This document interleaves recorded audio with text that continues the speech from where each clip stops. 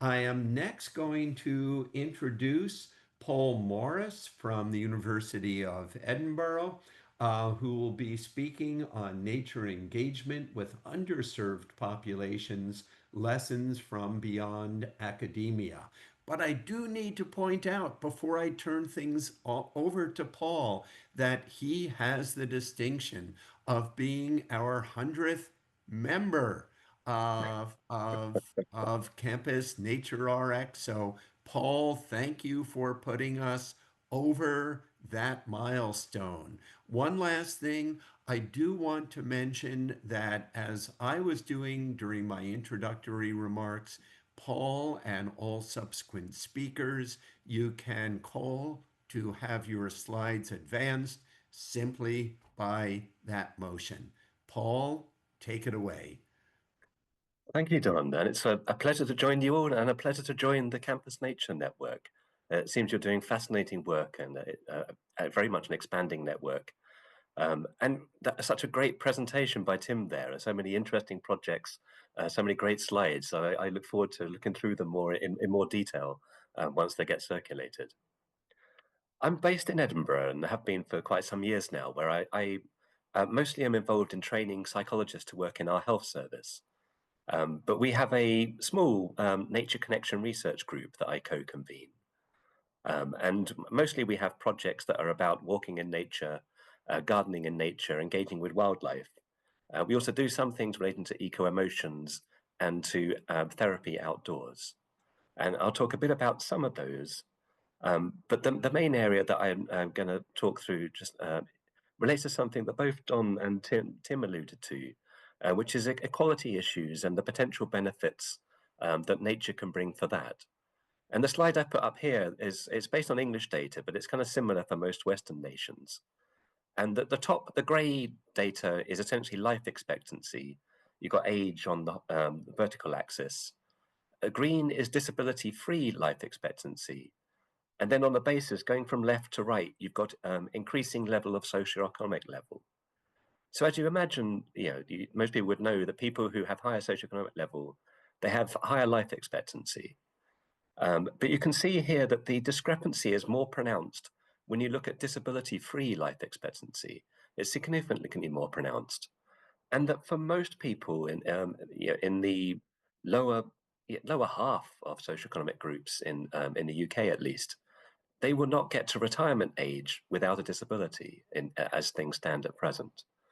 So it's some things like this that have led me to become more interested in the inequalities. And I've struck then also by how, in the UK at least, but I gather it's true amongst other nations, that people from lower socioeconomic groups tend to be less involved in nature connection, even though epidemiological evidence indicates that they have more to gain. So this slide now, on the vertical axis this time is mental well-being, and the horizontal axis is essentially how easy financially things are for someone. So as groups of people, they make ends meet fairly readily. They're relatively wealthy, and then people who have great difficulty in making ends meet. And as you'd expect, the people who can make ends meet more readily have higher well-being. But what's of interest to me is that the colored lines here indicate the degree of access to green space, how easy it is for them to access green space. And among those who can easily make ends meet, there's quite a convergence there. There's one outlier, but they converge, indicating that while it might bring benefits to them being in green space, it isn't making such a big difference to their well-being. Whereas among people who have great difficulty in making ends meet, there's much more of a relationship there, where those with great difficulty of access have lower well-being, and the ease of access is associated with greater well-being.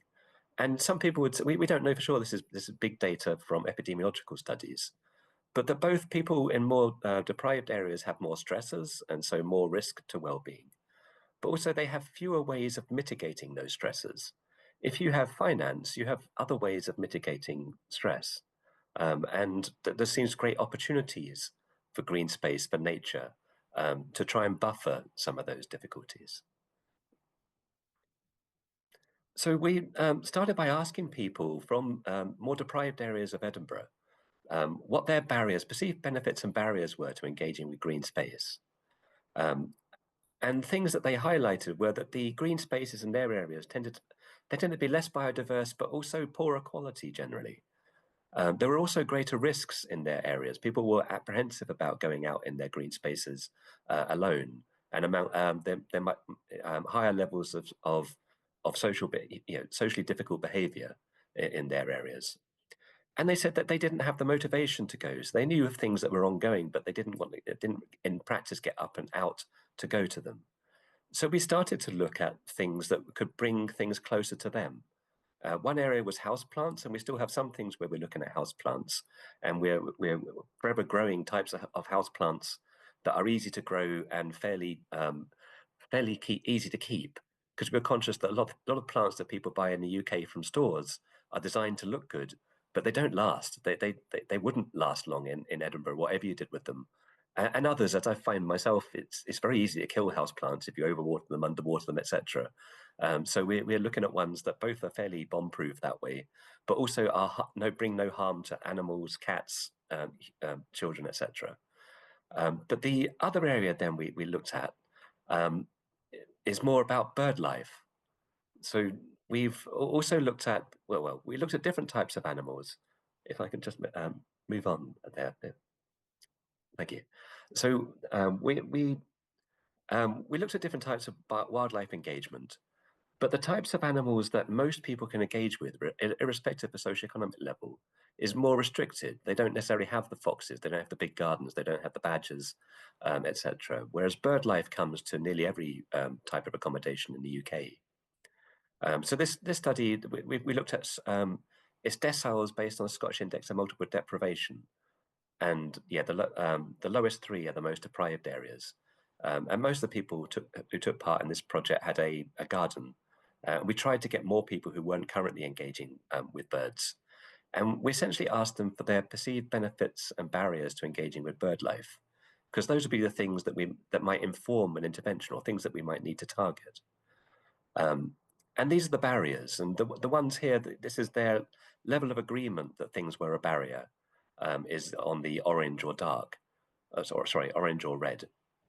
And just basic things like lack of equipment, lack of knowledge, things that are readily, amenable to change, that we thought we could change just with a booklet and perhaps with a basic feeder, might help enable more people to engage with bird life. And then looking at the perceived benefits, enjoying listening to birds, relaxing with birds, that was identified by nearly everyone. But it was not so identified by people who weren't yet doing it, of the social benefits to that, of being able to talk about birds with people, about it bringing something that they could discuss with folk. So that was something that we might highlight if we were doing an intervention which was with people who were interested in doing this, but not yet doing that. So for campus projects, I appreciate that many of you will probably be doing some of these things already, but it's keeping in mind that for many people, nature isn't yet inherently appealing. In fact, it may be off-putting. I've met people who say, "What? Why would I want to do that?" It's just like not on their radar at all. I'm sure many of us have met people who didn't really get into nature until their 30s or 40s, and this is different to people whose parents brought them on walks, and then they rebelled against their parents for a while, as we all do, and then came back to maybe engaging with nature. This is more people where their parents never brought them on walks in nature, where it just wasn't the norm, where their friends don't do that. And as Don was saying at the outset, many of these people do come to universities, to campuses, and we have an opportunity there to engage with them. But the ways of us appealing to them may differ. I like Tim's notion of layering interest. And I can see that as the gargoyles. We have a walk where we highlight different things, historical interests, monuments, etc., that are around the walk, to bring people in. It is a walk in nature, but we don't highlight it yet as a walk in nature. And there's so many other things. Again, I appreciate many projects will be doing these already, but so many other things we could have as the focus that might draw in people. If we're trying to think, how do we draw in people where the actual things that we like about nature isn't a draw for them? How do we still get them to engage in nature? And then hopefully that over time, the nature itself will begin to appeal to them too. as well as there being different types of nature connection activities, because some things are just off-putting to people, but they might be fine with engaging with another type. And I feel one of the benefits, like with community gardens, for me, one of the benefits is that it offers a lot of different things to different people. You can be there and engage with people without feeling that you've got to be in a one-to-one conversation with people. You can do physically manual tasks, or you can choose not to. And to some extent, that variety of things within nature is part of the benefit of it. I hope there will be secondary benefits. So we focus on the well-being benefits of nature. But I hope, and one of my areas of interest is also in values, and how we can appeal to people with different types of value types to become interested in our natural world and in preserving that world. And I hope that as people start to feel that nature is being beneficial to them, that they will be more drawn into then wanting to preserve nature.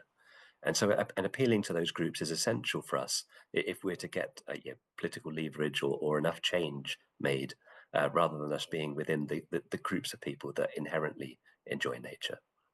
And it has the key benefit, particularly for lower socioeconomic groups, it's a low or zero cost for socializing and exercising. If I briefly, and I know we're conscious of time, so I'll keep very concise. We do some things on outdoor therapy venues, and we've got a few projects in this area. And again, it's partly because I feel a lot of the therapy settings that at least the ones we have in the UK, are quite middle class orientated settings. Most therapists are middle class or have become middle class by profession. And yet the settings can be pretty off-putting for some people, including some from lower socioeconomic groups, but also for people with certain types of neurodiversity, for example, where coming and staring at someone for an hour is pretty unusual, and even to go to a space that they haven't been in before. Whereas outdoors offers benefits in terms of a more neutral space, in terms of walking alongside someone, also potentially in terms of the types of metaphors or experiences that someone can bring. And I've had a trainee doctoral student who's been looking at benefits and barriers with clinicians. But in this project on screen, we just asked people in the community what would be their preference for therapy venue. And the green is the ones that they agreed with. And hopefully you can see the traditional clinic, there's about 43% or so people agreed with that as a nice place to meet. But a similar proportion agreed with an outdoor setting as being a good place to meet. There was a higher proportion of people who weren't keen on outdoor setting for understandable reasons. I'm in Scotland, the weather can be variable. There's understandable concerns about confidentiality and things like that. But the outdoor was much more preferable than the things that our health service currently offers as alternatives, such as online video calls or telephone calls, which on the whole weren't deemed preferable by people. And we stratified this by socioeconomic level, but the findings were fairly consistent across groups. Okay, well, that's all from me. Thank you very much.